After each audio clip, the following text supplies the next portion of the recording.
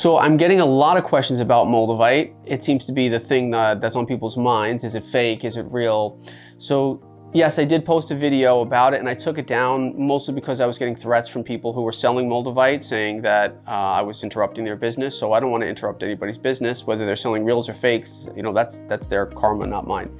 Anyway, I have not seen anything outside of retailers who still have some Moldavite that's real. All of what I've seen as far as bulk and wholesale is all fake. I haven't seen any, even a small amount of Moldavite that's real, that's for wholesale. And I am in the thick of it. So I do believe I would know if there was wholesale Moldavite for sale again. From what I understand, there's not. And the Chinese are making really, really good fakes, like very good. Before I was able to easily tell it apart because it looks shiny and glassy. Now they're using 3D printers, so it's actually a lot more difficult to tell. So yeah, I don't know, hard to explain. Do you have any tips for somebody who aspires to sell crystals and run their own shop one day? Yes, I do. First and foremost, you need to come up with a budget, a proper budget.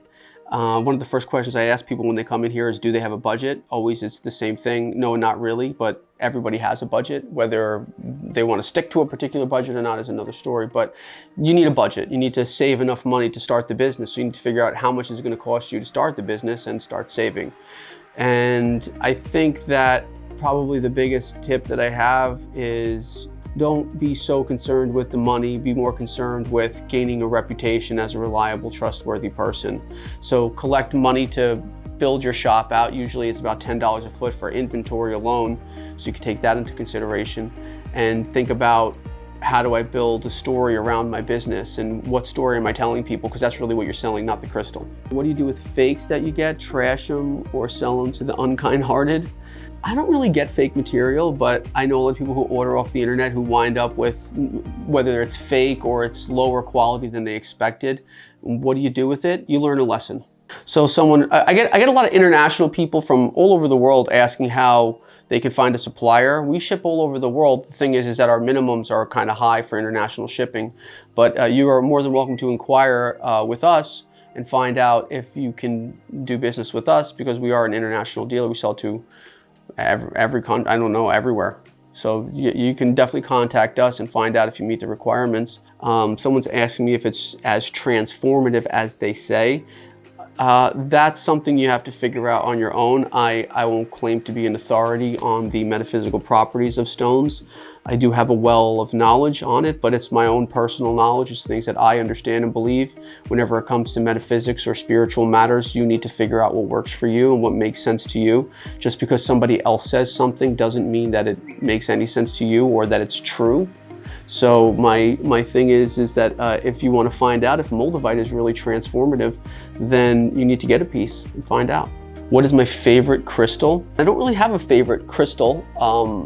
I'm a large collector. If you follow my page, you see that I keep a lot of things because I love rocks. So I just love rocks in general. So I don't really have a favorite at the moment that I can specify. Have I contacted Ghost Nation to come investigate? Because you need to. I'm not interested really in someone coming and investigating my warehouse. It would be no benefit to me. I know there's crazy stuff going on in there. I've never felt bad vibes in there ever. And I've been in there till 12 o'clock, 1 o'clock in the morning working, and so is a lot of my crew, and no one's ever felt bad vibes. All the stuff that we catch on camera happens once everybody leaves and it's dark, and that's all real stuff. I mean, I've had a ton of people contact me, say that I'm hoaxing it, or I'm a crystal wholesaler, showing you what's on a Nest camera. I'm not hoaxing anything. I don't care for that. But yeah, I'm not interested in Ghost Nation or Ghost Hunter or Ghost Masters or anybody coming into my warehouses, because quite honestly, these people, they've been doing it for what, like 20 years, and they've never really caught, no one's ever really caught anything real. Like someone like stomps on the floor while they're filming and they're like, oh my God, did you hear that? Yeah, there's real ghosts in my warehouse. How do you tell the difference between real rose quartz and fake? It's a big challenge. It's a big issue deciphering what's real and fake now, because a lot of the stuff that China's manufacturing is fake. What I usually tell people is that it's all about pricing. So when you run into, like, let's just say that the standard domestic wholesale price of something is $10. All of a sudden you're seeing it for $5 or $4 or $3. That should raise an eyebrow to you. many things can cause that. Again, standard manufacturers like myself who are fair trade and who pay people what they deserve to be paid and don't have, slave labor going on or not stealing material, things like that. We can only make it for what we can make it for. So yeah, it costs me $10 to make the thing. So I can't compete with China because God knows how they're doing what they're doing, because it's not possible to do unless you have some sort of back alley way to do it. Do I ever think I will retire from this business? That's a good question. Yeah, I would like to retire as soon as I can. The issue is I can't sell this business, because if I sold the business, I'd have to stick around for quite a few years to train the people who took over the business. Everybody in the industry trusts me, so I would have to introduce the people who took over this business to everybody in the world, manufacturers, miners, distributors, my clients, because the whole thing around me is building trust with everybody, whether it's, miners, distributors, manufacturers, clients, whoever it may be. That's something that you can't sell. So yeah, I would like to. I'm tired. I'm very tired. And the business is growing and growing and growing, and I have this unwavering feeling or responsibility to my clients to make sure that they have the stuff that they need to make sure that they are able to provide a good life for themselves and their families.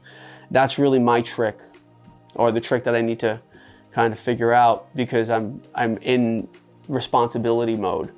So I'd love to buy a large piece of land and cultivate some land, do some farming, and have all kinds of animals that I can rescue and take care of, and be with my kids and not have to worry about minutia, people losing shipments, damaged material, someone's upset about a damaged point, they want $3 back. Just the list goes on and on and on. I'm not complaining, I'm very happy and I'm very fortunate. It's just, this is a really, really tough business, and it's very dog eat dog, and it's stressful. So, I work the way I work in the hopes that I will be able to retire sooner than later and live how I want to live and experience life the way I want to experience life, and not be kind of trapped in this feeling of responsibility, which again, I can do whatever I want. I can say, I don't care. I could just hold on to my corporate accounts and my distribution accounts, and that'll be fine. I could just ride off into the sunset. But Tom from Tom's Rock Shop, and this just I'm making that up, if I abandon ship and I move out, what's he gonna do? Sure, you could find other vendors, you can find other suppliers, but the people who trust me and believe in me and rely on me, I don't want to disappoint them. I'm getting questions about the YouTube videos and things like that. And yes, I've been contacted by quite a few producers and things like that over the years, networks and things to do shows. I've never decided to move forward with a show up until this point, where now we're in actual really talking about something, because I don't want my likeness and my company to be used however some producers and production company feels fit. Because what they do, and I know because I've been around a couple of TV shows or whatever, and they'll cut stuff from Tuesday and Thursday and splice it together and make you look like a lunatic, or they create falsities and lies and they want to script everything, and I'm not interested in that personally. If I was going to do something, it would be real, it would be authentic, and I'd also have to find a production crew that would be willing to come and do the things that would need to get done in order to make it really what it needs to be, meaning going to places that are extremely dangerous and scary, which is tough because yes, I can navigate those places. I have the right people, but like I've always told people, I've had people literally offer me tens of thousands of dollars to take them into the mines or take them to these mines. And I've always said no, because I will literally leave them. I have kids. I'm not gonna get, God forbid something bad happened to me because you want to go to a mine. So I've always said no to taking people to the mines. But in this case, if I was gonna do something as far as, a series goes, I'd have to take people with me to the mines, and that's really scary. Also having myself exposed to, cameras rolling on you all the time. You make mistakes, you say things you don't mean, you do stupid things, and that's what they're gonna want, right? I mean, they're not gonna want me in a nice shirt and being all proper and honest, and they wanna see me losing my shit. So that's kind of what concerns me at this point, but I'm talking to some really good companies, and hopefully something good comes soon. What is it like to be a wholesaler in the crystal business? While I love this business and this industry as much as a person can really love what they do, There's a lot of things that go into it. There's a lot of minutia, there's a lot of stress, and it becomes really exhausting and stressful because you have so many different personalities and so many different avenues of things that need to get done.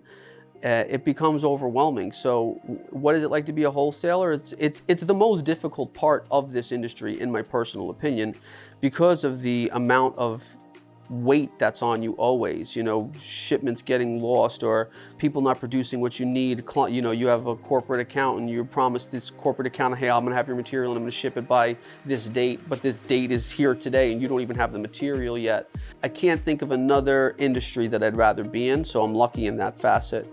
But at the same time, it's like, I'm not a dog-eat-dog person. I don't want to talk bad about other people or badmouth other wholesalers or reveal industry secrets. People ask me all the time, oh, I want to get to this place. I want to do this. I want to be like you, or I want to have a business like this, a warehouse like this, and wholesale crystals. And it's, grass is always greener, right? It's a lot of things, especially when you're handling your own finance and a lot of your own administrative stuff. And then you have your social media stuff that's going on, and you have 10,000 people sending you messages on Instagram and Facebook. And it's really great if you can handle the stress of it, but at the same time, it's a very arduous job, and you need to really have you need to be semi-crazy and not have many fears about many things. Thank you everybody for submitting these questions and taking the time to listen to the answers. Hopefully the next one is coming up soon.